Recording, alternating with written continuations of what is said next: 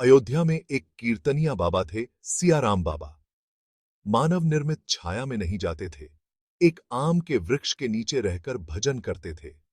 लगभग 3 घंटा विश्राम करते थे और बाकी समय श्री सीताराम नाम का जाप व कीर्तन करते।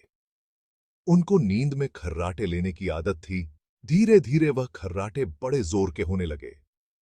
एक दिन पेड़ को टिककर विश्राम कर रहे थे कि अचानक पीछे धड़ाम से गिरे। उठकर देखा तो वृक्ष था ही नहीं। बाबाजी सोचने लगे, इतना विशाल वृक्ष गया कहां? उसी समय सामने एक तेजस्वी महात्मा प्रकट हुए। बाबा ने प्रणाम करके पूछा कि आप कौन हैं? उन महात्मा ने कहा कि हम हजारों साल से धाम में इस वृक्ष के स्वरूप से रहकर भजन करते हैं।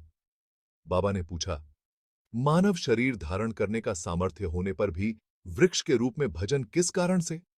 सिद्ध महात्मा बोले, मानव शरीर में शरीर, संसार का धर्म, कभी किसी से चर्चा, बातचीत में सारा बहुत समय व्यय हो जाता है।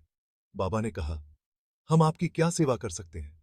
सिद्ध महात्मा बोले कि तुम हमें नाम श्रवण कराते हो, इससे हम तुम पर प्रसन्न हैं, परंतु इन दिनों खर्राटे बड़ी जोर के लगाते हो, हमको भजन में बाधा होती है। बाबा बोले, नींद में शरीर क्या करता है इस पर हमारा कोई जोर नहीं चलता है। आप ही अपनी ओर से कृपा करके इन खर्राटों से मुक्ति दिलाए। सिद्ध महात्मा बोले, अब तुम चिंता नहीं करना, निद्रा देवी तुम्हारे पास आएगी ही नहीं। अब हर समय भजन करते रहना। ऐसा कहकर बाबा पुनः अपने वृक्ष स्वरूप में आ गए। सियाराम बाबा को उस दिन के बाद कभी नींद आई ही नहीं। ब्रज क्षेत्र पूछरी में श्री गौर गोविंददास बाबा जी एक कुटी बनाकर भजन करते थे। उनके साथ उनके एक सेवक लाडली दास बाबा और कुटी के बाहर बेल के वृक्ष के रूप में एक महात्मा निवास करते थे। वृक्ष छोटा और रूखा सूखा था। बाबा नित्य प्रति उस वृक्ष को जल देते और प्रणाम करते। दोनों में कई बार सत्संग भी होता था।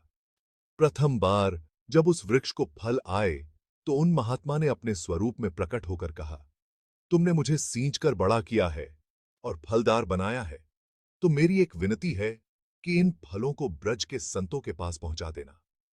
वे इन फलों को ठाकुर सेवा में लगाएंगे। श्री गौर गोविंददास बाबा ने ऐसा ही किया। एक बार किसी ने उस वृक्ष पर धोती सुखाने के लिए डाल दी। महात्मा ने गौर गोविंददास को स्वप्न में कहा, मेरे ऊपर किसी को कपड़े सुखाने मत दिया करो, भजन में विघ्न पड़ता है।